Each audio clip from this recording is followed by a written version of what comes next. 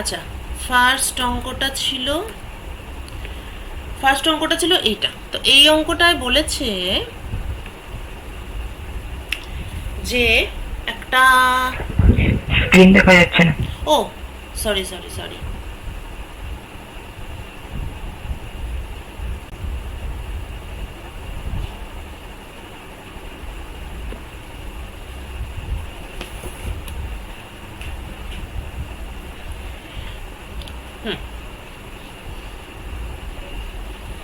এবার দেখ স্ক্রিন। ঠিক আছে।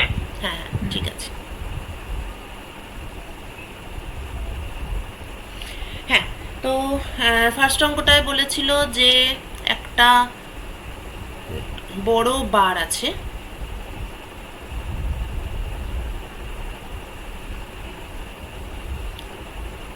সেটা একটা টেবিলের উপর আছে। এবার এই বড় বারের উপরে দুটো ইকুয়াল মাস আছে একটা পুলির উপর দিয়ে। ব্যাপারটা এরকম হ্যাং করছে এবং এরকমভাবে আছে। ঠিক আছে, ভালো কথা। তারপরে বলে দিয়েছে, যেমন অনেক অঙ্কেই বলে দেয়, সেটা হচ্ছে পুলিটারও মাস নেই আর এই যে দড়ি আছে তাদেরও কোনো মাস টাস নেই। এবার নর্মাল সিচুয়েশনে আমরা কি এক্সপেক্ট করবো, যে এটা এরকমভাবে পড়তে থাকবে, কারণ এখানে জি অ্যাক্সিলারেশন আছে আর টেনশন এই সমস্ত কিছুর আন্ডারে এটা এমনি করে গড়াতে থাকবে। কিন্তু আমরা গড়ানোটাকে আটকানোর জন্য, এবার ল্যাঙ্গুয়েজটা এটা বলা আছে যে গড়ানোটাকে আটকানোর জন্য ব্লকটাকে আমি কোনো একটা দিকে ঠেলছি। ঠিক আছে, সিচুয়েশনটাকে একটু ভিজুয়ালাইজ করতে হবে, বা ভিজুয়ালাইজ করতে না পারলে অ্যাকচুয়ালি ইন্ট্রাক্টিস করে দেখতেও পারিস। মানে এরকম একটা বড় ব্লক, তার উপর যদি ছোট ব্লক থাকে এবং সেটা যদি পড়তে থাকে, মানে এরকম একটা ইমাজিন কজের এদিক দিয়ে পড়ছে, বা আমি যদি হঠাৎ করে এটাকে ডান দিকে খুব স্পিডে ঠেলি, তাহলে কিন্তু এই পড়াটা আটকে যাবে। মানে এটা একটু মানে একদম ছোটোখাটো বই টই এগুলো দিয়েও করতে পারিস। মানে মানে এরকম একটা পুলি এখান দিয়ে এই জিনিসটা গড়িয়ে নিচের দিকে পড়ছে, কিন্তু আমি যদি এটাকে খুব হাই স্পিডে ডান দিকে ঠেলে নিয়ে যাই, তাহলে কিন্তু এই পড়ার ব্যাপারটা আটকে যাবে। তো এখানে কোশ্চেন এটাই যে মিনিমাম কত অ্যাক্সিলারেশন এই বড় ব্লকটার উপর দিলে ছোট ব্লকগুলো আর পড়বে না, ব্লকের সাপেক্ষে আটকে যাবে। ঠিক আছে, এবার যদি কেউ এটাকে ইমাজিন করতে বা বাস্তবে এটা করে দেখতে নাও পারে, কারণ এখানে অ্যাকচুয়ালি ডিরেকশনটা বোঝা খুব ইম্পর্টেন্ট। মানে ডিরেকশনটা বোঝা মানে বলতে চাইছে এই যে বড় ব্লকটাকে আমি ঠেলবো, সেটাকে আমি ডান দিকে ঠেলবো নাকি বাঁ দিকে ঠেলবো, এইটা বোঝাটা খুব ইম্পর্টেন্ট। মানে কোন দিকে ঠেললে এদের পড়াটা আটকে যেতে পারে। তো ফার্স্ট কোশ্চেনটা হচ্ছে জি এর আন্ডারে পড়ছিল, কিন্তু কেন এদের পড়াটা, ফ্যানটা বাড়িয়ে দেবে, এদের পড়াটা কেন আটকে যাবে? সিম্পল কারণ হচ্ছে যে এই ব্লকটা যদি চলতে শুরু করে, if this block starts to move with acceleration, তাহলে এই বড় ব্লকটা কি হয়ে যাবে? এই বড় ব্লকটা হয়ে যাবে একটা নন inertial frame.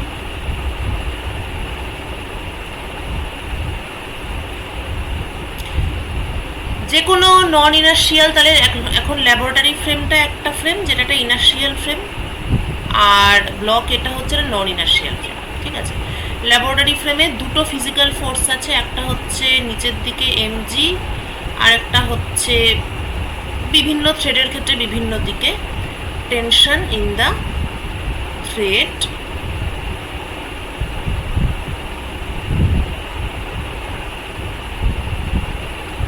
Tension in the thread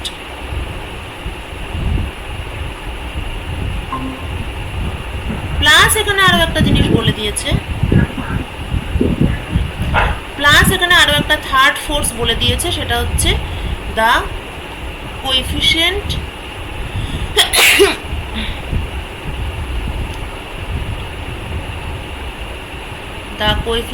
of friction between এই যে অবজেক্ট এবং সারফেস, সেটা বলে দিয়েছে কে। তার মানে এখানে দেয়ার ইজ অলসো সাম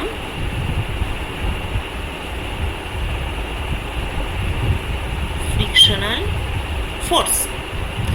এই তিনটে ফোর্স ল্যাবরেটরি ফ্রেমে আছে। ল্যাবরেটরি ফ্রেমটা হচ্ছে একটা ইনার্শিয়াল ফ্রেম, কিন্তু এই যে বড় ব্লক, ল্যাবরেটরি ফ্রেমও আইডিয়ালি ইনার্শিয়াল ফ্রেম নয়, কারণ পৃথিবী স্পিন করছে, কিন্তু যাই হোক মোটামুটি আমাদের পারপাসের জন্য আমরা এটাই ধরে নিচ্ছি। কিন্তু যে বড় ব্লক সে কিন্তু নন ইনার্শিয়াল ফ্রেম, কারণ ওটা অ্যাক্সিলারেশন নিয়ে একটা দিকে, যে কোনো একটা দিকে মুভ করছে। তার মানে এখানে এইগুলো তো থাকবেই, এই তিনটে ফোর্স, প্লাস এখানে থাকবে একটা সিউডো ফোর্স, রাইট? এবার সিউডো ফোর্সের নিয়মটা কি? কোনো একটা ফ্রেম, সেটা যদি ডান দিকে অ্যাক্সিলারেশন হয় এ, তাহলে এই ফ্রেমে যদি একটা মাস এম থাকে, দেন মানে আমি যদি ল্যাবরেটরি ফ্রেম থেকে দেখতে পাই যে এই ফ্রেমটা ডান দিকে এ অ্যাক্সিলারেশন নিয়ে যাচ্ছে, তাহলে এই ফ্রেমের উপরে আমি যদি বসে থাকি, তাহলে আমি দেখতে পাবো যে এই মাসের উপর বাম দিকে একটা ফোর্স যেন কাজ করছে দেখতে পাবো। মানে যে ঘটনাগুলো ঘটবে সেখান থেকেই এটা মনে হবে যে এই মাসের উপর একটা M a amount of force বাম দিকে কাজ করছে, ঠিক আছে? ল্যাবরেটরি ফ্রেম থেকে আমি যদি দেখি যে আমার নন ইনার্শিয়াল ফ্রেমটা ডান দিকে এ অ্যাক্সিলারেশন নিয়ে যাচ্ছে, তাহলে এই ফ্রেমের উপর যে বসে আছে সে ফিল করবে যেন ফ্রেমের সাপেক্ষে যে অবজেক্টটা, মানে এই অবজেক্টটাকে কেউ যদি ল্যাব ফ্রেম থেকে না দেখে এই ফ্রেম থেকেই দেখে, তাহলে সে ফিল করবে যে এই অবজেক্টটার উপর বাম দিকে একটা অদৃশ্য ফোর্স কাজ করছে, যার ভ্যালু হচ্ছে mass of the object into the acceleration of the frame. এই যে মনে হচ্ছে যেন কাজ করছে, সেটাই হচ্ছে সিউডো ফোর্স। মানে কি, এটার একটা এফেক্ট আমি দেখতে পাচ্ছি, মানে অ্যাকচুয়াল ফোর্স নয়, কেননা ফোর্সটা ইন রিয়েলিটি এক্সিস্ট করে না, কিন্তু ফ্রেমের অ্যাক্সিলারেশনের জন্য আমি ফোর্সের একটা ফলাফল পাচ্ছি। That is why this is a pseudo force, ঠিক আছে? মানে নিউটনস লকে যদি হোল্ড করাতে হয়, তাহলে আমাকে একটা এক্সট্রা ফোর্স ধরে নিতে হবে, কারণ নিউটনের দ্বিতীয় সূত্র হচ্ছে অভ্রান্ত। ওটা কোনোদিন আমরা বলি না যে ওটা হোল্ড করছে না, ঠিক আছে? যাতে ওটা হোল্ড করে, তাই আমরা একটা সিউডো ফোর্সের কনসেপ্ট আমদানি করলাম। তো এটা হচ্ছে, তাহলে এবার এই প্রবলেমটা ল্যাবরেটরি ফ্রেম থেকেও সলভ করা যায়, আবার এ অবজেক্ট মানে এ বারের উপরে বসেও সলভ করা যায়। তো আমি জেনারেলি সিউডো ফোর্স ধরে করলেই সুবিধা হয়, তো আমি এ বারের উপর বসে, মানে যেটা সহজ সেটা আমি করে দেবো, আর যেটা কঠিন সেটা আমি তাদের করতে বলবো, যেরকম আমি সবসময় করে থাকি। সো আমি যদি if I analyse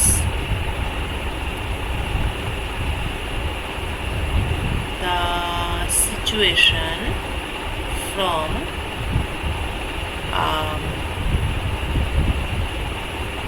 a reference frame.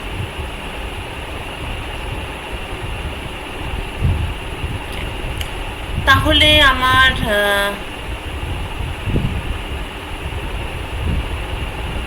Free body ডায়াগ্রামটা কি হবে? ফ্রি বডি ডায়াগ্রাম ছাড়া কখনো অঙ্ক করবি না, ভুল হওয়ার চান্স প্রচুর বেড়ে যায়। আচ্ছা, এইবার আমি যদি এটা দেখি, তাহলে আমার এই ডিসকাশন থেকে আমি বুঝতে পারছি যে এই যে এ বার, এটাকে যদি ডান দিকে মুভ করানো যায় উইথ অ্যাক্সিলারেশন এ, তাহলে উপরের যে ছোট মাসটা আছে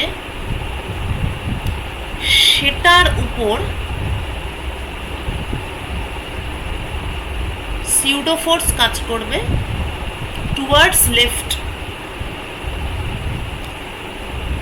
এবং যদি আমি এটাকে বাম দিকে অ্যাক্সিলারেট করাই উইথ অ্যাক্সিলারেশনে, তাহলে ছোট মাসটার উপর সিউডো ফোর্সটা কাজ করবে টুয়ার্ডস রাইট, যার ভ্যালু হচ্ছে এম ইন্টু এ। তো মাই কোয়েশ্চেন ইজ, আমি ডান দিকে অ্যাক্সিলারেট করাবো নাকি বাম দিকে অ্যাক্সিলারেট করাবো? এবার আমার অরিজিনাল যে কন্ডিশনটা ছিল, অরিজিনাল অর্থাৎ যখন ব্লক এটা মুভ করছিল না, তখন আমার ব্যাপারটা ছিল একটা ছোট মাস, এপাশে আরেকটা ছোট মাস, এরকম এরকম। তা সেই সময় নর্মাল সিচুয়েশন অবভিয়াসলি কি হচ্ছিল, এটা নিচের দিকে পড়ছিল এবং এটা নিশ্চয়ই ডান দিকে যাচ্ছিল।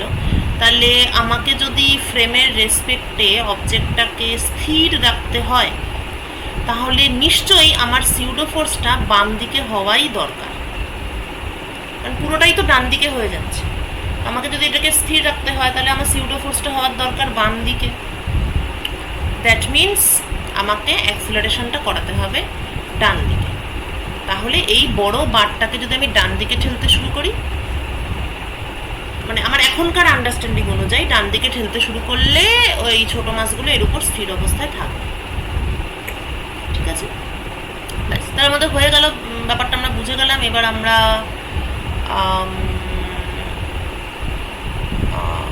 ওকে, তাহলে এর উপরও সিউডো ফোর্স বাঁদিকে এবং এর উপরেও সিউডো ফোর্স বাঁদিকে। তাহলে এখন আমরা ফ্রি বডি ডায়াগ্রাম আঁকার জন্য রেডি। এটা হচ্ছে 1 নম্বর অবজেক্ট, এটা হচ্ছে 2 নম্বর অবজেক্ট। 1 নম্বর অবজেক্টের জন্য ফ্রি বডি ডায়াগ্রাম হবে বাঁদিকে সিউডো ফোর্স, ডান দিকে টেনশন টি। আচ্ছা, নিচের দিকে এমজি, উপর দিকে রিয়াকশন ফোর্স। এবং যেহেতু এই ছোট মাছটা ডান দিকে মুভ করার চেষ্টা করছিল, তাহলে এর উপর যে ফ্রিকশনাল ফোর্সটা কাজ করবে সেটা নিশ্চয়ই বাঁদিকে হবে, ইট উইল বি টুয়ার্ডস লেফট। সুতরাং এখানে একটা অ্যাডিশনাল ফ্রিকশনাল ফোর্স থাকবে যার ভ্যালু হবে কে ইন্টু এন। এই হচ্ছে আমার 1 নম্বরের জন্য ফ্রিকশনাল ফ্রি বডি ডায়াগ্রাম। আচ্ছা, 2 নম্বর অবজেক্টের জন্য যদি আমি দেখি তাহলে উপরের দিকে টেনশন টি, নিচের দিকে এমজি,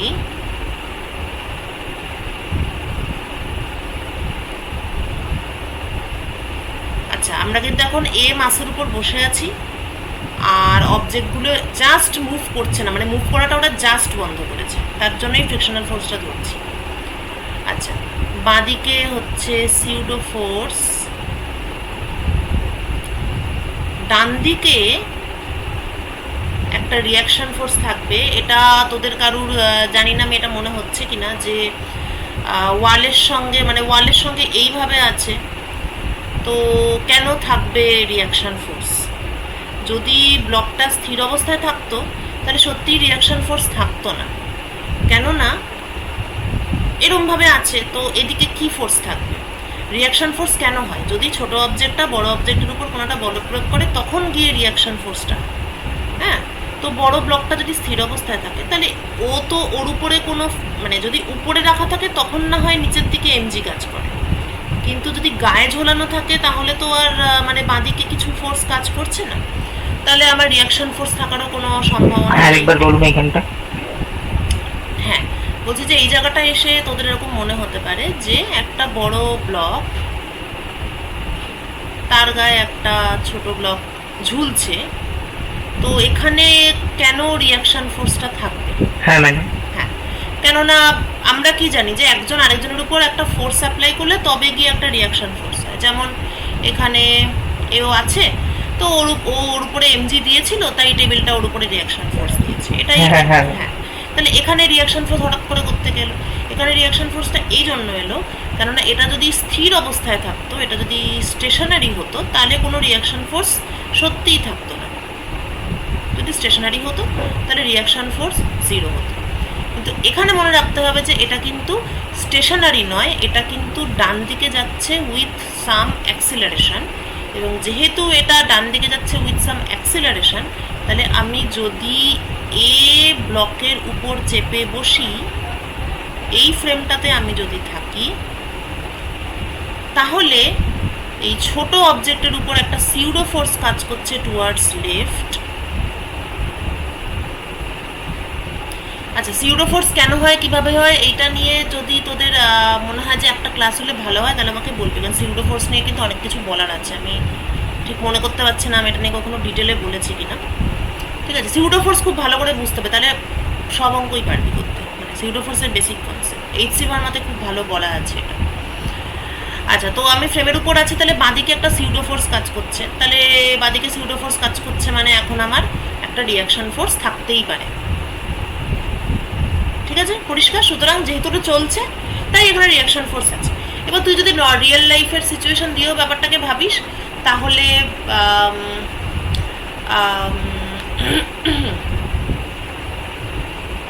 মানে কি বলবো, মানে একটা কোনো বড়সড় একটা বইয়ের উপর থেকে একটা কিছু তুই ঝুলিয়ে দিবি, বইটাকে যদি খুব স্পিডে একদিক থেকে আরেক দিকে নিয়ে যেতে থাকিস, তাহলে যে অবজেক্টটা ঝুলছে সে কিন্তু বইটার উপর একটা চাপ সৃষ্টি করবে, এই চাপটা আমরা ফিল করবো। ঠিক আছে, মানে আমি নিজেই যদি খুব জোরে ছুটতে শুরু করি, তাহলে আমি যে জামা কাপড়টা পরে আছি সেটা কিন্তু আমার উপরে একটা চাপ সৃষ্টি করে। হ্যাঁ, এক্স্যাক্টলি। তো সেটাই হচ্ছে দিস ইজ ইট, মানে এটা কিন্তু একটা প্রমাণ যে সিউডো ফোর্স বলে একটা ব্যাপার সত্যি সত্যিই আছে। আচ্ছা, তাহলে আমার বাদিকে সিউডো ফোর্স, ডান দিকে হচ্ছে রিয়াকশন ফোর্স এন, এবং হ্যাঁ আচ্ছা, এবং হচ্ছে যেহেতু এটা অরিজিনালি নিচের দিকে সামান্য পড়ার চেষ্টা করছিল, তাহলে তো উল্টো দিকে একটা ফ্রিকশনাল ফোর্স থাকবে এফএস, তাহলে উল্টো দিকে অর্থাৎ উপরের দিকে একটা ফ্রিকশনাল ফোর্স আছে which is K into N. এটাকে তাহলে আমি N1 বলে দিই, আর এটাকে আমি N2 বলে দিই, N1 N2। ব্যাস, এর বাইরে কিন্তু এই অঙ্কটাতে আর কিছু নেই। ঠিক আছে, এইবার যেভাবে তোরা কেউ কেউ ট্রাই করেছিলি, যার মধ্যে একটা আমি দেখলাম যে এইরকম দিকে, মানে আরেকটা পেজ নিয়ে নিই। হ্যাঁ আচ্ছা, এরকমভাবে ঝুলছে ব্যাপারটা।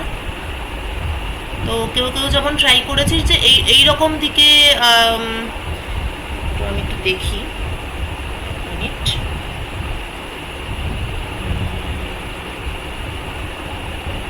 আচ্ছা, এইভাবে এখানে একটা অ্যাঙ্গেল ধরে আলফা এবং বিটা, এটা যদিও বিটা না ধরলেও চলতো, কারণ এটা হচ্ছে বেসিক্যালি 90 মাইনাস আলফা। আচ্ছা, তারপরে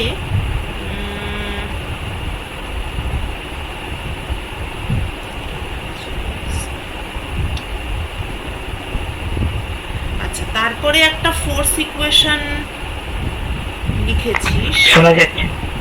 হ্যাঁ, হ্যালো,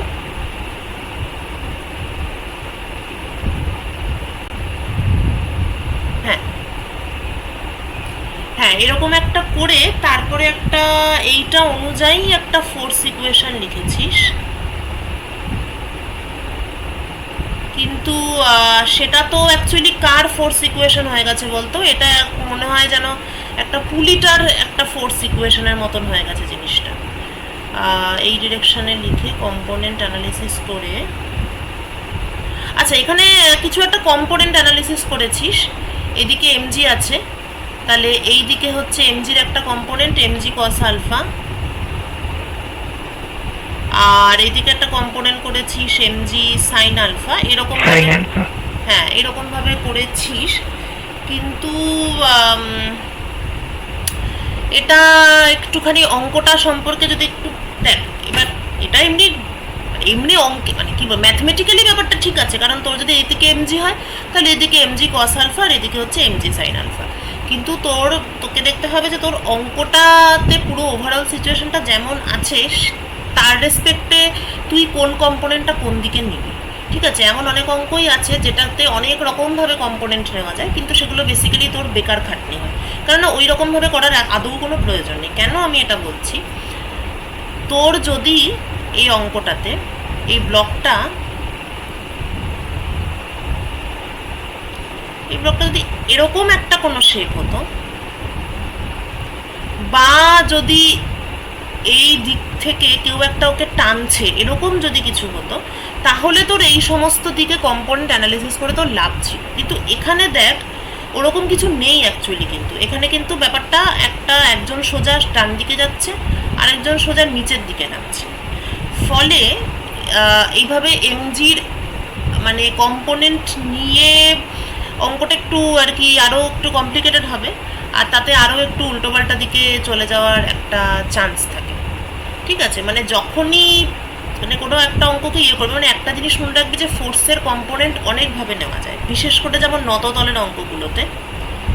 ঠিক আছে, ধর এরকম আছে, এবার আমার এমজিটা থাকে সোজা নিচের দিকে। এখন কেউ চাইলে এমজিকে এদিকে এবং এদিকে দুটো কম্পোনেন্টে অ্যানালিসিস করে অঙ্কটা করতে পারে, বা যদি এরকম একটা পুলির অঙ্ক থাকে, ঠিক আছে, এদিকে টেনশন, কিংবা আর কীভাবে করা যায়, আচ্ছা, কিংবা এভাবেও অঙ্কটা করতে পারে যে এমজিকে কেউ কোনো কম্পোনেন্টে ব্রেকই করলো না, বরঞ্চ টেনশন টি এর এমজির দিকে কি কম্পোনেন্ট আছে সেইটা ক্যালকুলেট করে অঙ্কটা করার চেষ্টা করলো। ঠিক আছে, বোঝাতে পারলাম? মানে আমার যদি এরকম একটা অঙ্ক থাকে যে একটা এরকম নততল আছে, একটা মাস আছে, এদিকে একটা পুলি আছে, এদিকে টেনশন, এবং এখান থেকে আরেকটা ঝুলছে, এরকম একটা যদি আমার অঙ্ক থাকে, তো তখন তুই কি ভাবছিস যে ওদিকে টেনশন এদিকে এমজি, তা তুই এরকমভাবেও ভাবতে পারিস যে এদিকে টেনশন এদিকে এমজি, তাহলে এই অ্যাঙ্গেলটা হচ্ছে আলফা। তো এটা দিয়ে আমি একটা ফ্রি বডি ডায়াগ্রাম আঁকার চেষ্টা করি, হ্যাঁ সেটাও করতে পারিস অবশ্যই।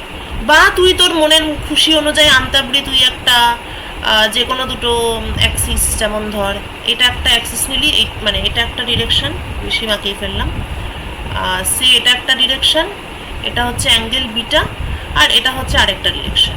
হ্যাঁ, এরকমভাবেও তুই দুটো কম্পোনেন্ট নিতে পারিস, মানে কম্পোনেন্ট তো যেদিকে খুশি আমরা নিতেই পারি, কিন্তু তোকে দেখতে হবে যে তোর অঙ্কটা অনুযায়ী কিভাবে চিন্তা করলে ব্যাপারটা বেশি কি বলবো, মানে মানে ইজি টু থিঙ্ক, সহজে ব্যাপারটা নিয়ে ভাবা যাচ্ছে, সেই দিক দিয়ে আমি যদি ভাবি, এটা আমি আরেকবার রাখছি কারণ আগের ছবিটা একটু খারাপ হয়ে গেছে দেখতে, সেই দিক দিয়ে আমি যদি ভাবি, তাহলে কিন্তু যেহেতু নততলটা এই দিকে আছে আর টেনশনটা এই দিকে আছে, এইভাবেও তুই ভাবতে পারিস যে এই টেনশনটা কেন তৈরি হয়েছে। ঠিক আছে, হু created this tension in the string. আমরা কিন্তু জানি যে যে কোনো সুতোর মধ্যে যখন টেনশন তৈরি হয়, এটা কিন্তু তৈরি করা হয়, মানে সুতো তো আর সবসময় টেন্স অবস্থায় বা টান টান অবস্থায় থাকে না, সুতো একটা সুতো রিল্যাক্স অবস্থায় থাকে। সুতো কখন মানে টান টান হয়, যখন সুতোর উপর কেউ একটা ধরে টানে সুতোটাকে, কিছু একটা ফোর্স ওর উপর অ্যাপ্লাই করা হয়, তখনই কিন্তু সুতোর মধ্যে টেনশন সৃষ্টি হয়। তাহলে এই যে অঙ্কটাতে টেনশনটা কে ক্রিয়েট করেছে, এই অঙ্কটাতে টেনশনটা কিন্তু ক্রিয়েট এই জন্যই হয়েছে কেননা নিচের দিকে একটা এমজি আছে এবং এই দিকে এমজির একটা কম্পোনেন্ট আছে। এমজি যেভাবে তুই অ্যাঙ্গেল নিবি, এমজি সাইন আলফা বা কস আলফা, আমি যদি এটাকে আলফা বলি তাহলে এটা হচ্ছে এমজি কস আলফা। তো দিস ইজ দ্য রিজন, এই এমজি একটা ঝুলিয়েছি, তার একটা কম্পোনেন্ট আছে বলেই কিন্তু টেনশনটা সৃষ্টি হয়েছে। সুতরাং T equal to MG cos alpha, এবং reaction force same with reaction force, একই ব্যাপার। কিন্তু টেবিল কিন্তু যখন তখন সবার উপর রিয়াকশন ফোর্স দেয় না, টেবিল তখনই কারোর উপর রিয়াকশন ফোর্স দেবে যদি টেবিলের উপর কেউ একটা ফোর্স দেয়। তাহলে reaction force, what is the origin of this reaction force, কেন এটা সৃষ্টি হয়েছে?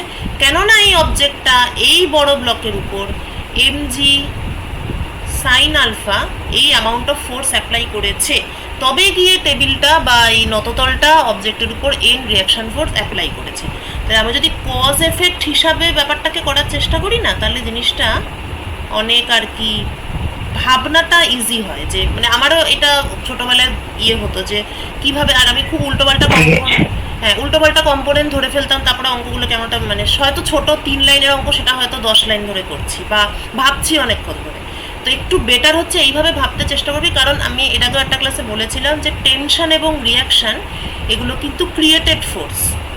অবশ্য সব ফোর্সই অ্যাপ্লাই করা হয়, বাট স্টিল আমি বলছি মানে টেবিলের রিয়াকশান, সুতোর টেনশন, এগুলো কিন্তু একটা কোনো অ্যাকচুয়াল ফোর্স অ্যাপ্লাই হলে তার ফলস্বরূপ এই ফোর্সগুলো সৃষ্টি হয়।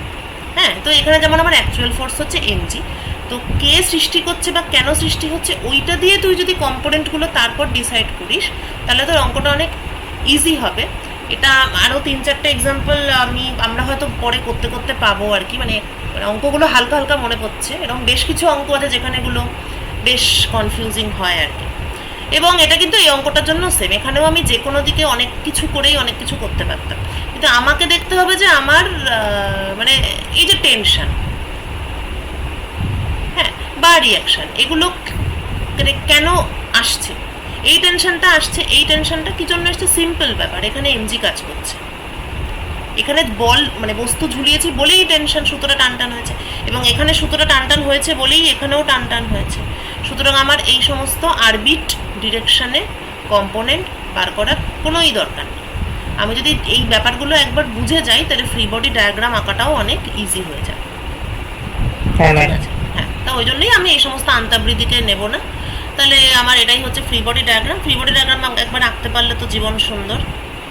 তাহলে এবার একটা একটা করে নিউটনের লিখতে হবে। প্রথমে এটার জন্য লিখি। হ্যাঁ, তাহলে এটার জন্য লিখছি, যেহেতু বস্তুটা স্থির তাহলে তো সবটাই ব্যালেন্সড কন্ডিশনে আছে, সুতরাং T equal to M A plus K N one, আর এদিকে এন ওয়ানটা হচ্ছে এম জি, তাহলে এম এ প্লাস, হ্যাঁ, M A plus K M G, এটা গেল। আর তারপরেরটা ছিল এইটা, আচ্ছা এটা এখানেই লিখি, T plus K M A equal to M G, T plus K M এ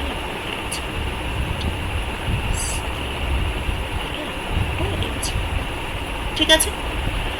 এবার এই দুটোকে সলভ করলেই, হ্যাঁ এই দুটোকে সলভ করলেই তোদের বেরিয়ে আসবে অ্যান্সার, এবং এটার অ্যান্সার আসবে, আমি অ্যান্সারটা বলে দিচ্ছি। এটার অ্যান্সার আসবে হচ্ছে, কোশ্চেনটা ছিল কতটা অ্যাক্সেলারেশন দিলে ওরা স্থির থাকবে। অ্যাক্সেলারেশনের ভ্যালু হচ্ছে 1 মাইনাস কে বাই 1 প্লাস কে। এই লক্ষণীয় হচ্ছে এখানে আবার কেটা, আমি এই জায়গাটা একটু আমার খেয়াল নেই, ফ্রিকশন কোএফিসিয়েন্ট একের বড় বা ছোট হয় এরকম কিছু কি ব্যাপার ছিল, এটা আমি একের বড় তো হতে পারে বোধহয়, যদি একের বড় হয়, if K is greater than 1, তাহলে অ্যাক্সিলারেশনটা আমরা ডান দিকে দেওয়া উচিত সেটা ধরেছিলাম, তার বদলে তার মানে বোঝা যাচ্ছে অ্যাক্সিলারেশনটা আমাকে বাঁ দিকে দিতে হবে। হ্যাঁ, এখানেও আমি একটা কথা বলতে চাই, সেটা হচ্ছে এইটা ভেবে মাথা খারাপ করার কোনো দরকার নেই যে আমি ডান দিকে ধরবো না বাম দিকে ধরবো। অ্যাকচুয়ালি তোকে একটা ফিক্সড ছবি অনুযায়ী কাজটা করতে হবে। যদি তুই এরকম ভেবে থাকিস অঙ্কটা বা ছবিটা সম্পর্কে, তুই যদি এরকম ভেবে থাকিস যে অবজেক্টটা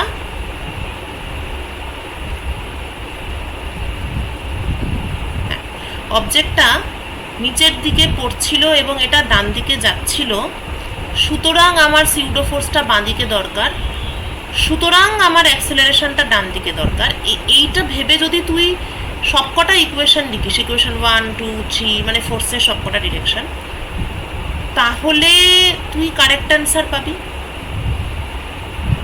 আবার হ্যাঁ, আবার যদি তুই ছবিটা এরকমভাবে ভাবিস যে আমার এই অবজেক্টটা আসলে বাদিকে যাচ্ছিল এবং এটা উপর দিকে উঠছিল, সুতরাং আমার সিউডো ফোর্সটা ডান দিকে দরকার, সুতরাং আমার অ্যাক্সেলারেশনটা বাম দিকে দরকার, এইটা ভেবে যদি কেউ অঙ্কটা করে তাহলে তাকে সেই ডিরেকশন অনুযায়ী তাকে ইকুয়েশন 1, 2, 3 এবং সমস্ত ফোর্স টোর্সগুলো লিখতে হবে। তো এইভাবে ও যে উত্তরটা পাবে আর এইভাবে যে উত্তরটা পাবে একই পাবে। যদি আমাদের ধরাটা ভুল হয়ে থাকে মানে অ্যাকচুয়ালি হয়তো ডান দিকে যাওয়ার কথা আমরা বাদিকে ধরেছি, এটা যদি হয়ে থাকে তাহলে আলটিমেটলি ফাইনাল অ্যান্সারে তুই ওই পাবি যেটা আমি এখানে বললাম, যে অ্যাকচুয়ালি তখন তোর অ্যান্সারটা নেগেটিভ আসবে। এটা সব অঙ্কের জন্যই ট্রু, তো একটাই জিনিস মনে রাখতে হবে, সেটা হচ্ছে তোর কনসিস্টেন্সি যেন থাকে, মানে তুই একটা মোশন ধরলি তলার দিকে কিন্তু তারপর তুই বাকিটা উল্টোপাল্টা ধরে ফেললি, ওইটা করলে হবে না। পুরো অঙ্কটা একই ধারায় একটা কনসিস্টেন্ট ভাবে পুরো অঙ্কটাই যদি তুই কমপ্লিট করিস, তাহলে তুই যেই দিকেই ভাবিস না কেন অ্যান্সারটা একই হবে। ঠিক আছে? আচ্ছা, এটার পর নেক্সট প্রবলেম ছিল একটা pendulum.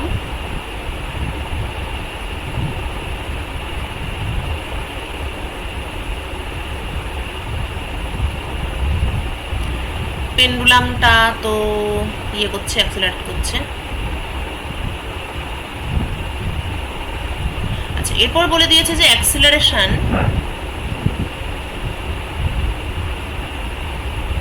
at extreme end are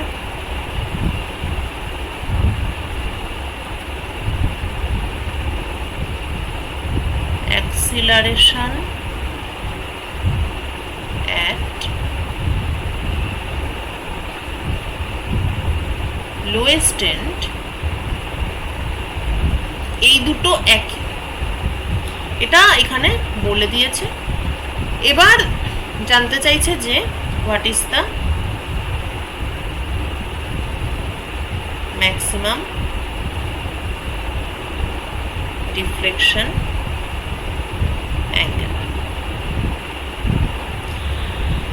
ওকে, আচ্ছা, এবার যে কোনো এরকম একটা পেন্ডুলাম, তার উপর কি কি ফোর্স কাজ করে? একটা অবশ্যই সুতো বরাবর টেনশন, আর একটা হচ্ছে গিয়ে এই দুটোই ফোর্স থাকে, আর তো কোনো ফোর্সের ব্যাপার নেই, টি এবং এইচ। আচ্ছা, এবার পেন্ডুলামটা তো ওর নিজের নিয়মে অসিলেট করতে থাকবে। এটা হচ্ছে ওর একদম লোয়েস্ট পয়েন্ট।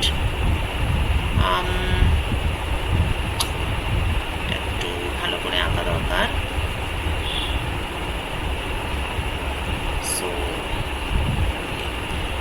সো এটা একটা পজিশন, এটা একটা পজিশন, এবং এই করে করে এটা হচ্ছে ওর হাইয়েস্ট। ধরা যাক যে এটা হচ্ছে এতটা অবধিও হাইয়েস্ট ওঠে। এখন অফকোর্স ও কতটা হাইয়েস্ট উঠবে সেটা তো ডিপেন্ড করে যে ইনিশিয়ালি আমি কতটা এনার্জি দিয়েছি পেন্ডুলামটাকে, মানে কতটা জোরে এটাকে দুলিয়েছি সেটার উপর ওর। কারণ হাইয়েস্ট পজিশন মানে হচ্ছে বেসিক্যালি অ্যাম্পলিটিউড, তো অ্যাম্পলিটিউডটা ডিপেন্ড করে টোটাল এনার্জির উপর। টোটাল এনার্জি যদি ই হয় তাহলে হাফ এম ওমেগা স্কোয়ার এ স্কোয়ার। ঠিক আছে, এই হচ্ছে অ্যাম্পলিটিউড। তো এখানে কোয়েশ্চেন হচ্ছে যে highest deflection angle theta M, এটা জানতে চেয়েছে। আর যেটা বলে দিয়েছে সেটা হচ্ছে acceleration at the extreme end আর acceleration at the lowest end, এই দুটো হচ্ছে ইকুয়াল। তো যে কোনো পেন্ডুলামের ক্ষেত্রে দুটো ফোর্স কাজ করে, একটা হচ্ছে টেনশন টি, এটা আমি এক্সট্রিমেন্টে দেখাবো না, এটা দেখো, একটা হচ্ছে টেনশন টি, আরটা হচ্ছে এমজি। এই দুটোর রেজাল্টেন্ট হিসাবে একটা টোটাল ফোর্স এফ। হ্যাঁ, তার মানে এটাই হচ্ছে অ্যাক্সিলারেশনেরও ডিরেকশন। এবার যেহেতু পেন্ডুলামের প্রত্যেকটা পজিশনে এমজিটা সবসময় নিচের দিকে, কিন্তু টেনশনটা তো সবসময় চেঞ্জ হচ্ছে। কখনো টেনশন এদিকে, কিছুটা সরে আসার পর টেনশন হয়ে গেল, মানে অ্যাঙ্গেলটা এখান থেকে এখানে এলে, ও আচ্ছা, অ্যাঙ্গেলটা বেসিক্যালি বাড়বে, আর একটু সরে এলে পরে টেনশনের অ্যাঙ্গেলটা বেড়ে যাবে। হ্যাঁ, একদম নিচের পজিশনে আসলে টেনশনটা হয়ে যাবে সোজা উপর দিকে, এমজিটা হবে সোজা নিচের দিকে। ঠিক আছে, এরকম নানান ব্যাপার স্যাপার আছে, এবং তার উপর টোটাল রেজাল্ট্যান্ট ফোর্স, এবং সেটার উপর বেস করে ওর অ্যাক্সিলারেশন। তো অ্যাক্সিলারেশনের ডিরেকশন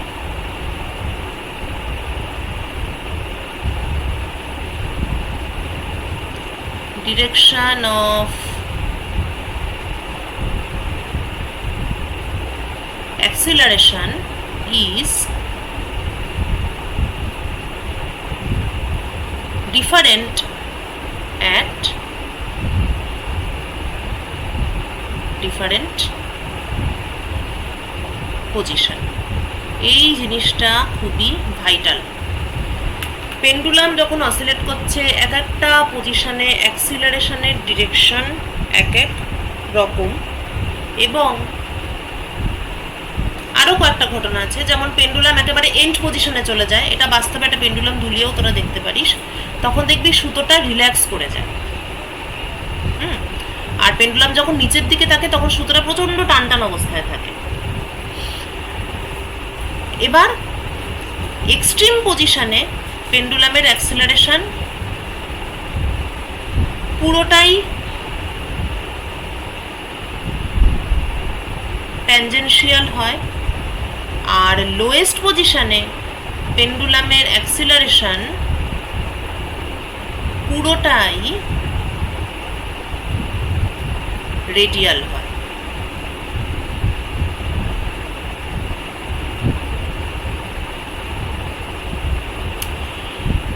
এই জিনিসটা মানে অ্যাকচুয়ালি এখানে এরকম হয়, তারপর এখানে আরেকটুখানি এরকম টাইপের হয় আর কি, এরকম দিকে থাকে অ্যাক্সিলারেশন, এবং এই পজিশনে আসার পরে পুরো এদিকে চলে আসে, তারপর এই পজিশনে আসার সময় এটা পুরোপুরি এদিকে হয়ে যায়, আর যখন এই পজিশনে চলে যায় তখন আবার পুরোপুরি ট্যানজেনশিয়াল হয়।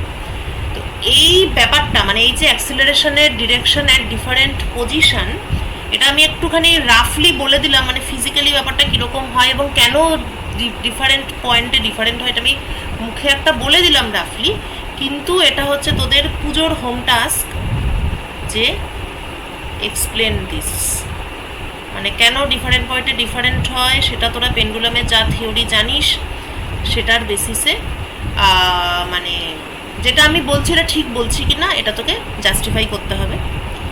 আর যদি মনে হয় যে না এরকম না একটা অন্য কিছু, তাহলে তো দারুণ ব্যাপার, তো সেটা পুজোর পরে যখন আমরা জ্যামের ক্লাস করব তখন সেটা বলবি। সো আপাতত হচ্ছে গিয়ে এক্সট্রিম এন্ডে ট্যানজেনশিয়াল আর লোয়েস্ট এন্ডে হচ্ছে পুরোটাই রেডিয়াল। আচ্ছা, এবার ধরা যাক ম্যাক্সিমাম ডিফ্লেকশন অ্যাঙ্গেল হচ্ছে থিটা এম। তো তাহলে এই অবস্থায় সোজাসুজি নিচের দিকে তো আমার এমজি কাজ করছে,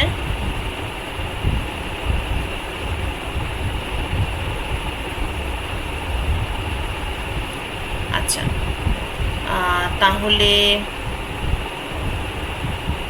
এই অ্যাঙ্গেলটা তো থিটা এম, তাহলে এদিকে মানে অ্যাক্সিলারেশনের দিকে যে কম্পোনেন্টটা আছে সেটা হচ্ছে জি সাইন থিটা এম।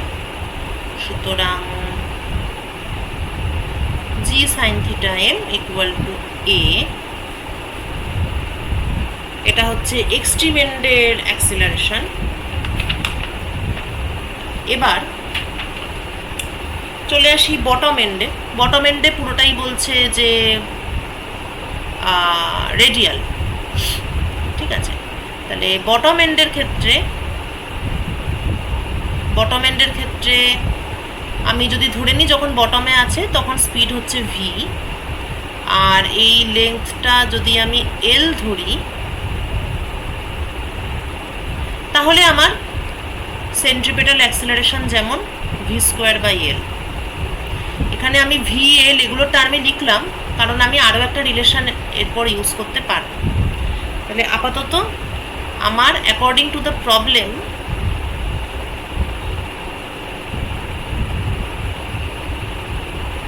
বলে দিয়েছে যে থিটা এমটা এমনই একটা অ্যাঙ্গেল সো দ্যাট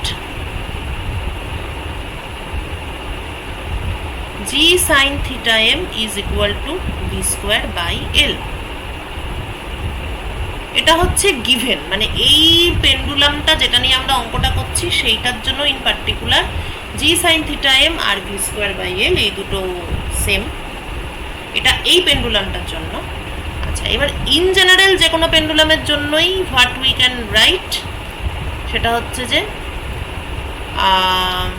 আমি যদি একদম লোয়েস্ট পজিশনটাকে আমার রেফারেন্স প্লেন ফর পোটেনশিয়াল ধরি, ঠিক আছে, মানে একটা পেন্ডুলাম, মানে এবার এনার্জি কনসিডারেশন আর কি, যেটা হচ্ছে আমার একটা রেফারেন্স প্লেন, এই প্লেনে আমার গ্র্যাভিটেশনাল পোটেনশিয়াল এনার্জি 0, আর এটা হচ্ছে আমার এক্সট্রিমেন্ট, এটা হচ্ছে থিটা এম। আচ্ছা, তাহলে এই প্লেনে আমার total energy half mv² plus 0, আর এইখানে যখন এলাম তখন আমার potential energy is M G, এই গোটাটা এল মাইনাস এই হাইটটা আর কি দরকার, তাহলে এটাও তো আবার এল, তাহলে এইটুকু হচ্ছে এল কস থিটা এম, তার মানে এই হাইটটা হচ্ছে L minus L cos theta M. এটা হচ্ছে পোটেনশিয়াল এনার্জি, আর এটা তো এক্সট্রিমেন্ট, সুতরাং অফকোর্স এখানে ভিটা 0, হুইচ মিনস এবার এনার্জি কনজারভেশন রুল অনুযায়ী, যদিও বাস্তবে মাস আর এনার্জি একসঙ্গে কনজার্ভড হয়, কেননা মাস এনার্জি আর interchangeable, mgl 1 minus cos theta m। So v square is 2gl 1 minus cos theta m, এটা হচ্ছে ভ্যালিড ফর অল পেন্ডুলাম, আর এই অঙ্কটার জন্য g sin theta m হচ্ছে v square by m।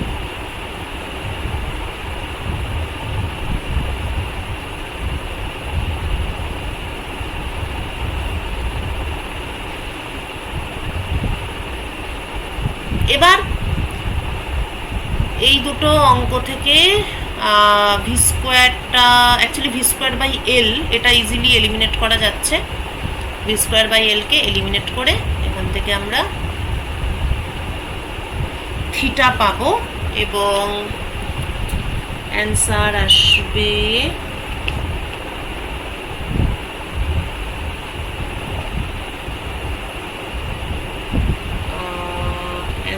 cos alpha equal to 2/3।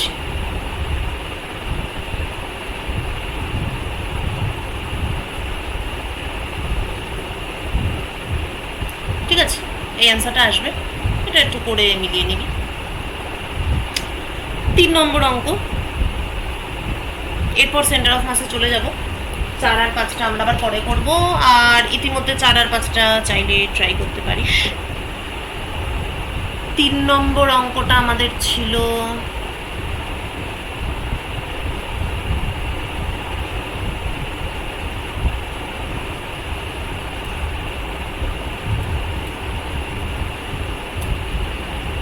একটা particle move করছে in a plane, একটা প্লেনে move করছে, under the action of a force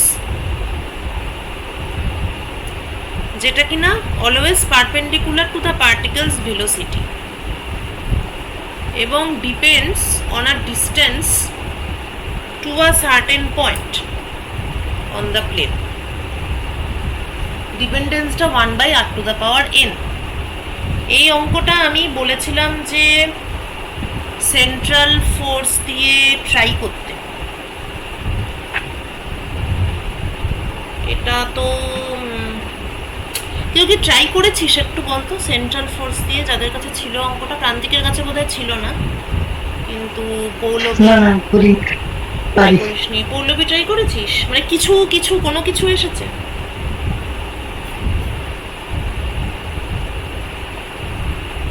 আচ্ছা, পৌলবী ট্রাই করিস না। অ্যাকচুয়ালি এটা ট্রাই করলে বুঝতে পারতিস, মানে দেখ এমনিতে অঙ্কটা দেখলে ফ্রম এভরি সেন্স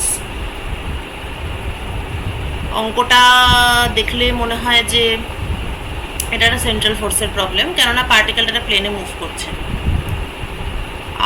আর আবার এটাও বলেছে যে distance from a certain point সেটার উপর ডিপেন্ড করছে, এবং ডিপেন্ডেন্সটা হচ্ছে 1/r⁴n।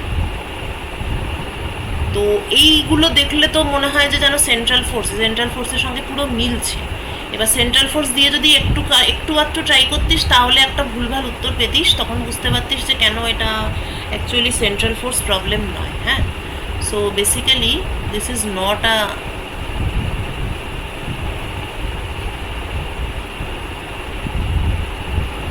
this is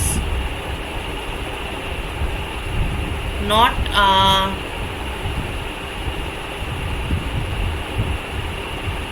central force problem. তো এই অঙ্কটা অ্যাকচুয়ালি একটু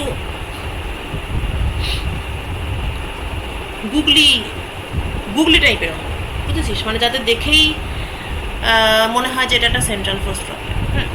তো কোথায় কোন জিনিসটা এখানে মানে কম আছে যার জন্য একটা সেন্ট্রাল ফোর্স প্রবলেম হলো না, আরেকবার অঙ্কটা পড়ি।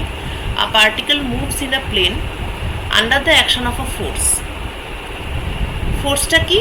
The force is always perpendicular to the particle's velocity.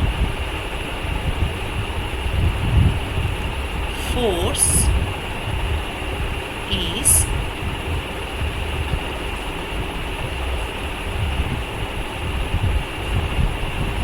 perpendicular to the particles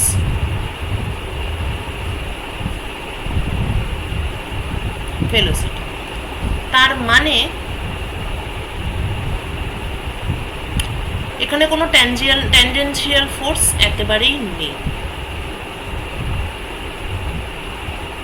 tangential force is always zero. সবসময় যেদিকে ভেলোসিটি, ফোর্সটা সবসময় তার সঙ্গে পারপেন্ডিকুলার দিকে আছে। তার মানে ট্যানজেনশিয়াল কম্পোনেন্ট ট্র্যাজেক্টরিটা মানে অরবিটটা যেমনই হাবিজাবি হোক না কেন, কখনোই কোনো ট্যানজেনশিয়াল ফোর্স নেই, ঠিক আছে? এইটা একটা জিনিস।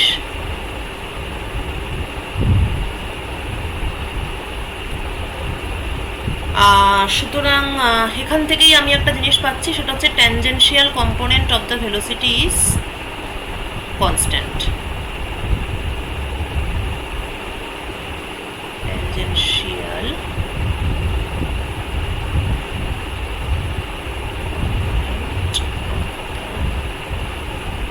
ভেলোসিটি, বেশ ভালো কথা। আর কি বলে দিয়েছে? depends on a distance to a certain point on the plane। প্লেনের উপর একটা নির্দিষ্ট পয়েন্ট থেকে দূরত্ব যদি আর হয়, তাহলে প্লেনের উপর আমি একটা যদি পয়েন্ট ফিক্স করি ও, তাহলে ও যখন যেখানে আছে এই পজিশনে যদি থাকে তাহলে এইটা, এই পজিশনে যদি থাকে তাহলে এইটা, তাহলে তখনকার যে ডিস্টেন্স R1 বা R2 বা R3, তো ফোর্সটা হচ্ছে প্রপোর্শনাল টু ওই ডিস্টেন্সটা। মানে যখন 1 পজিশনে আছে তখন ফোর্সটা proportional to 1/R1 to the power n। যখন 2 পজিশনে আছে তখন ফোর্সটা proportional to 1/R2 to the power n, এবং যখন পজিশন 3-তে আছে তখন ফোর্সটা proportional two a।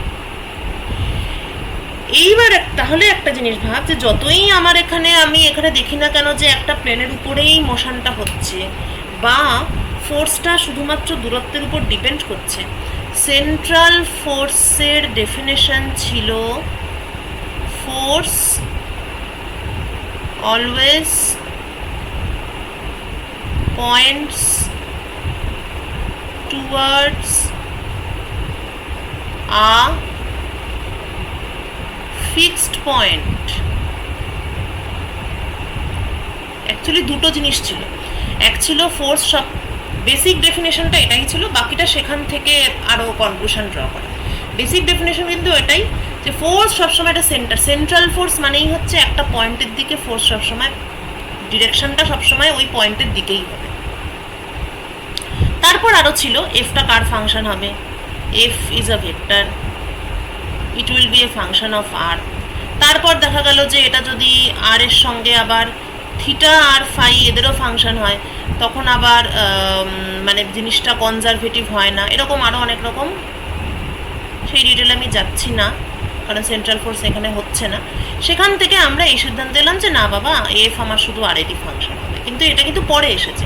First and foremost definition ছিল force always points towards a fixed point, যেই ফিক্সড পয়েন্টটাকে আমরা বলেছিলাম সেন্টার। সেন্ট্রাল ফোর্সের সেন্টার বলতে আমরা বুঝি কোনো একটা ফিক্সড পয়েন্ট ইন স্পেস, ফোর্সটা সবসময় তার দিকেই পয়েন্ট করে থাকবে। এখানে কিন্তু এই কথাটা মিসিং আছে, যে ফোর্সটা যে একটা ফিক্সড পয়েন্টের দিকে পয়েন্ট করে আছে সেটা কিন্তু এখানে মিসিং আছে। তার বদলে এখানে কি বলেছে, ফোর্সটা ভেলোসিটির সঙ্গে পারপেন্ডিকুলার। ভেলোসিটির আর ট্র্যাজেক্টরি যেমন যেমন হাবিজাবি হতে থাকবে তেমন তেমন বিভিন্ন দিকে ফোর্সটা যেতে থাকবে। যেমন এই পয়েন্টে ভেলোসিটি এদিকে, তাহলে ফোর্সটা এদিকে। হ্যাঁ, আবার এই পয়েন্টে যেমন ফোর্সটা ছিল এদিকে, তাহলে ফোর্সের ডিরেকশন কিন্তু নানান রকম। এই পয়েন্টে যেমন ফোর্সটা এদিকে, তাহলে ফোর্সের ডিরেকশনটা নানান রকম, কোনো একটা ফিক্সড পয়েন্টের দিকে মানে নেই ডিরেকশনটা। কখন এটা সেন্ট্রাল ফোর্স হতো, যদি এটা একটা সার্কেল হতো। এটা একটু তোরা নিজেরা একটা নানান রকম ছবি এঁকে যদি ট্রাই করতিস তাহলে তোদের আর একটু বেশি ক্লিয়ার হতো আমার মনে হয়। যদি এটা সার্কেল হতো তাহলে কিন্তু প্রবলেম ছিল না, কারণ সার্কেলের ক্ষেত্রে তো সার্কেলের উপর সমস্ত পয়েন্টে সবসময় ভেলোসিটি যেদিকে, ফোর্স হচ্ছে তার পারপেন্ডিকুলার দিকে। অতএব যেখানেই এবং সবসময় তার মানে পারপেন্ডিকুলার দিকে, অর্থাৎ সেন্টার অফ দ্য সার্কেল এবং সেন্টারের দিকেই সবসময় তাহলে ফোর্সটা থাকছে। মানে আমি বলতে চাইছি যে আমাকে এই অঙ্কটায় বলে দিয়েছে force perpendicular to velocity,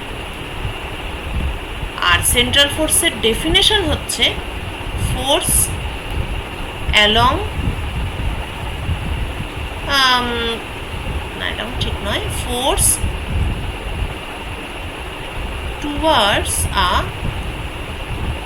fixed point.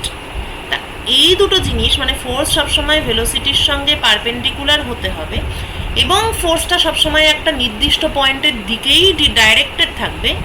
এই দুটো একসঙ্গে তখনই হোল্ড করবে যদি ট্র্যাজেক্টরিটা হয় একটা সার্কেল। একটা সার্কেলের ক্ষেত্রেই একমাত্র সবসময় এটা হোল্ড করে যে সব পজিশনেই ভেলোসিটির সঙ্গে ফোর্স পারপেন্ডিকুলার হয় এবং সে একটা নির্দিষ্ট দিকে পয়েন্ট করে থাকে, which is the centre of the circle. কিন্তু আমার এই অঙ্কটাতে কিন্তু বলে দিয়েছে যে মানে সার্কেল সেটা বলেনি। সুতরাং in general this problem is not a problem of central force.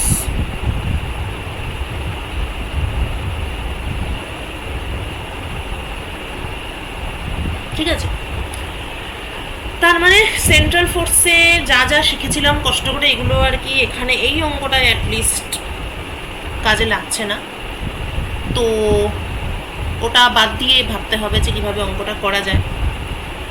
এখানে তাহলে আমাকে কি বলেছে এবার একটু স্বাধীনভাবে ভাবি, আনবায়াসডভাবে। সেটা হচ্ছে ট্যানজেনশিয়াল ফোর্স নেই, তার মানে ট্যানজেনশিয়াল ভেলোসিটি সবসময় ফিক্সড। ট্যানজেনশিয়াল ভেলোসিটিকে আমি কিছু একটা ধরে নিলাম ভি নট।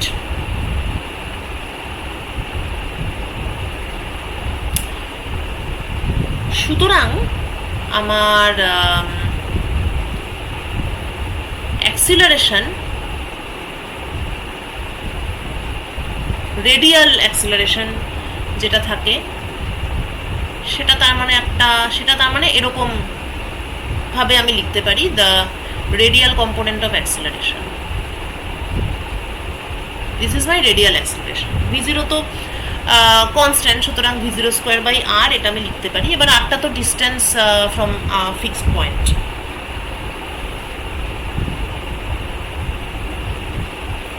ঠিক আছে, এবার ধরা যাক যে এই যে ট্র্যাজেক্টরিটা দিয়ে পার্টিকেলটা মুভ করছে আর কি। So suppose R equal to R naught, এটা হচ্ছে একটা পয়েন্ট অফ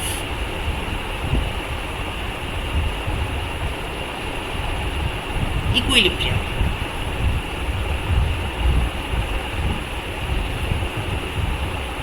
ঠিক আছে, এবং এই point of at this point of equilibrium, আচ্ছা just a minute,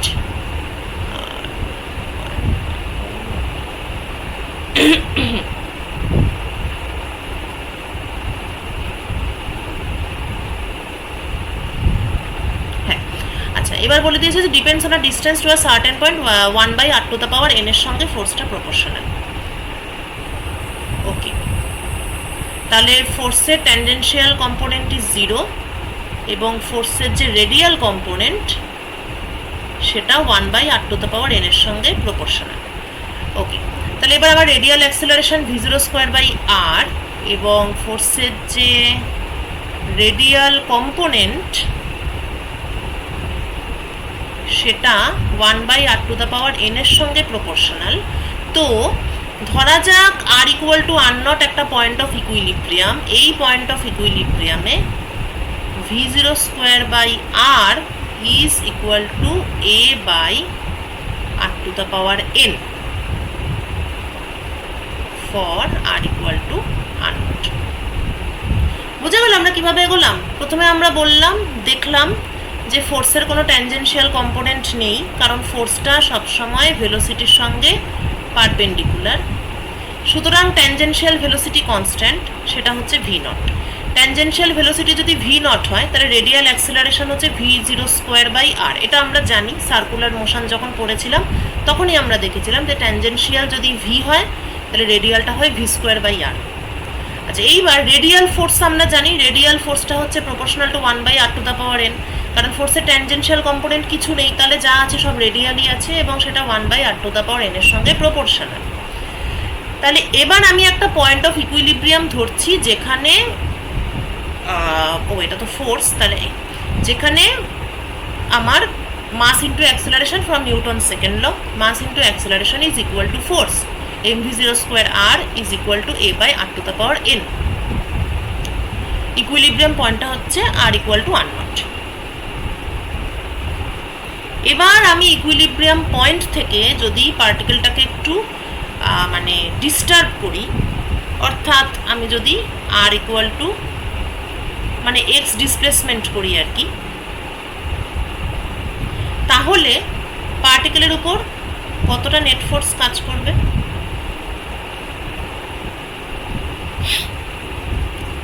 mv0²/r0 plus x minus a r0, মানে জাস্ট r কে r0 plus x দিয়ে রিপ্লেস করলাম, এইটা whole to the power n। ঠিক আছে, এটাকে আমি যদি সিম্পলিফাই করি, আমি মাঝের ক্যালকুলেশনগুলো একটু স্কিপ করছি, এটা তোরা নিজেরা করে দেখিস। জাস্ট একটুখানি কমন নেব, নিলে পরে আমি ফাইনালি পাবো minus mv0²/r0² 1 minus n x।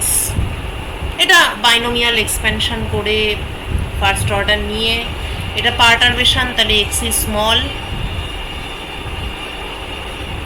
compared to r0,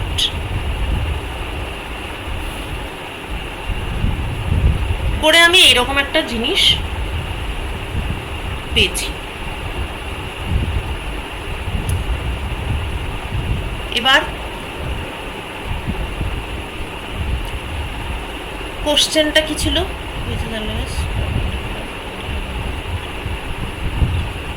আচ্ছা, at what value of n the motion of the particle will be steady। এই জায়গাটাতে আমি খুব স্ট্রেস দিয়েছিলাম যে স্টেডি বলতে আমি এখানে কি বুঝছি, এটা অঙ্কটা একটু এগোলে বুঝতে পারবো। এবার দেখো, অঙ্কটা শুরুতে তো কিছু বোঝা যাচ্ছিল না কি বলতে চাইছে মাথা মুন্ডু। এখন অঙ্কটা আমরা অনেকটা করে ফেলেছি এবং যেহেতু আমাকে জিজ্ঞেস করেছে যে মোশনটা স্টেডি কি স্টেডি নয়, যখনই স্টেডিনেসের প্রশ্ন আসে তখনই অ্যাকচুয়ালি ইকুইলিব্রিয়ামের প্রশ্ন আসে। স্টেডি আমরা কাকে বলি? স্টেডি বা স্টেবল, সেটা হচ্ছে কি ইকুইলিব্রিয়াম থেকে একটু ডিসপ্লেস করব, তাতে যদি সে একদম গড়গড়িয়ে অন্যদিকে চলে যায় তাহলে সেটা স্টেডি নয় বা স্টেবল নয়। আর যদি সেটা আবার পুনরায় আগের জায়গায় ফিরে আসে তাহলে সেটা স্টেডি। এখানে আমি কি দেখছি, আমি এক্স ডিসপ্লেস করেছি, তার ফলে নেট ফোর্স এসেছে এটা, এই ভ্যালুটা, ঠিক আছে, this value will be negative if n is smaller than 1 এবং this value will be positive if n is greater than 1. ঠিক আছে, এখানে 1 মাইনাস n আছে, তো n যদি একের থেকে ছোট হয় তাহলে এই নেট ফোর্সটা নেগেটিভ থাকবে, আর যদি n যদি একের থেকে বড় হয় তাহলে নেট ফোর্সটা পজিটিভ থাকবে। লক্ষ্য কর যে আমার ডিসপ্লেসমেন্ট হচ্ছে x,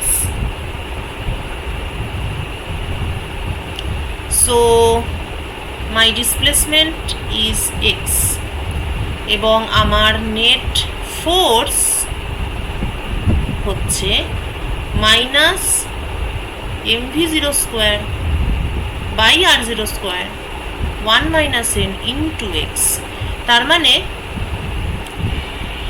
কখন একটা জিনিস স্টেবল হয়, যদি ডিসপ্লেসমেন্ট যেদিকে হচ্ছে রেস্টোরিং ফোর্স তার উল্টো দিকে হয়, তাই না? তখনই তো সেটাকে আমি স্টেবল বলতে পারি।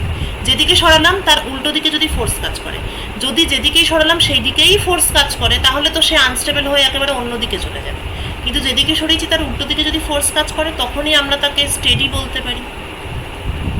তাহলে আমার যেহেতু ডিসপ্লেসমেন্ট এক্স আর নেট ফোর্স এইটা, তাহলে এটা আমার নেগেটিভই হওয়া উচিত, ডিসপ্লেসমেন্টের উল্টো দিকে ফোর্সটা থাকা উচিত। যেহেতু এটা নেগেটিভ হওয়া উচিত, তাহলে এনটা একের থেকে ছোট হওয়া উচিত। So the solution to the problem is an must be smaller than 1। যদি এন একের থেকে ছোট হয় তাহলে এই মোশনটা স্টেডি। এই ধরনের আজগুবি অঙ্ক যেগুলো এমনি করতে গেলে মনে হয় যে ধুস ম্যাডাম কী সব অঙ্ক খুঁজে খুঁজে বার করছেন কোথা থেকে, এই জিনিসগুলো অসংখ্য জায়গায় কাজে লাগবে। যদি কখনো কেউ সে অ্যাস্ট্রোফিজিক্স নিয়ে পড়তে চায়, তাহলে তাকে বিভিন্ন ধরনের আন্তাবৃ মোশন নিয়ে কাজ করতে হবে এবং অদ্ভুত অদ্ভুত ফোর্স নিয়ে কাজ করতে হবে, যে এইসব ফোর্সগুলো হয়তো অনেক সময় জানাও থাকবে না, যেসব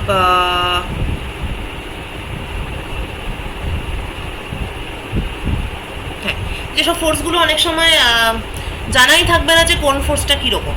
ঠিক আছে, কারণ মানে স্পেস নিয়ে বা গ্যালাক্সি নিয়ে যখন ছায়াপথ, ঠিক আছে, ইউনিভার্স নিয়ে আমরা যখন কাজ করি, অ্যাস্ট্রোফিজিক্স ওই লেভেলে আমরা যখন কাজ করি, তখন তো সবসময় তো মানে স্পেসে যেহেতু প্রচুর অবজেক্ট আছে, কোন ফোর্সটাকে ধরবো, কাকে রাখবো, কাকে ছাড়বো, কাকে নেগলেক্ট করবো, কোন ফোর্সটা কত স্ট্রং, এই সমস্ত নিয়ে আমরা কাজ করি। তার আন্ডারে কার কেমন মোশন হবে, হ্যাঁ, তো সেখানে অনেক ধরনের অদ্ভুত অদ্ভুত মোশন নিয়ে কাজ করতে হয়। যদিও সেগুলো সেন্ট্রাল ফোর্সই হবে, সেটা যদিও বা ট্রু। তারপরে ধর সাব অ্যাটমিক লেভেলে আমি যখন যাব, সেখানেও মানে অনেক ধরনের মোশন থাকবে। তারপরে যখন তোরা হাই এনার্জি পার্টিকেল নিয়ে কাজ করবি, তখনও তারা বিভিন্ন দিকে যাবে, তাদের কলিশন হবে, নানান রকম ইন্টারাকশন হবে। তো অনেক সময়ই অনেক ধরনের ফোর্স নিয়ে তোদের ডিল করতে হবে, এবং সেখানে হয়তো এইরকমই কিছু কিছু ইনফরমেশন থাকবে যে হয়তো ফোর্সটার দিকে পারপেন্ডিকুলার, মানে ফোর্সটা ভেলোসিটির দিকে পারপেন্ডিকুলার, জাস্ট হয়তো তুই এইটুকুই জানিস। হ্যাঁ, তো তখন কখন এটা স্টেডি হবে, কখন এটা স্টেডি হবে না, এই ধরনের মানে নলেজগুলো কিন্তু বা এই ধরনের কনসেপ্টগুলো কিন্তু তখন লাগবে। ফলে সেন্ট্রাল ফোর্সের কনসেপ্টটা খুব ক্লিয়ার থাকা দরকার, যে কখন একটা ফোর্সকে সেন্ট্রাল ফোর্স বলা যাবে বা বলা যাবে না। আর যেটা ইম্পর্টেন্ট সেটা হচ্ছে যে মানে ছকের বাইরে গিয়ে অঙ্ক করা, মানে যাকে বলে আন্তাবৃ অঙ্ক। এমনি একটা, এই যেমন এই অঙ্কটা, এমনি তোকে একটা কিছু কিছু দিয়ে দেওয়া হলো, পিস ইনফরমেশন, এবার সেখান থেকে তোকে বুঝতে হবে যে অঙ্কটা অ্যাকচুয়ালি কী হচ্ছে। তো মানে অ্যাটলিস্ট মানে অ্যাপ্রোচটা শিখতে হবে যে কীভাবে আমি ভাবা শুরু করব, ঠিক আছে। এবং বেশিরভাগ ক্ষেত্রেই আমি দেখেছি যে মানে আমার এটা মনে হয় যে কোনো জিনিসই ফ্রম ডেফিনেশন ভাবলে বেশি ভালো। মানে সরাসরি ফর্মুলা বসিয়ে, যেগুলো খুব খাজা অঙ্ক সেগুলো তো ফর্মুলা বসিয়ে হয়ে যায়, যেগুলো ফর্মুলা বসিয়ে হচ্ছে না, হওয়ার কথাই নয়, সেগুলো একদম ডেফিনেশন থেকে ভাবতে শুরু করলে ওই অঙ্কগুলো অনেক বেশি ইজি বলে মনে হয়। একদম যা শিখেছিস ফ্রম ডেফিনেশন শুরু করলে অনেক বেটার। আচ্ছা, এবার আমরা স্টার্ট করি হচ্ছে গিয়ে কি জানো বেশ, সেন্টার অফ মাস।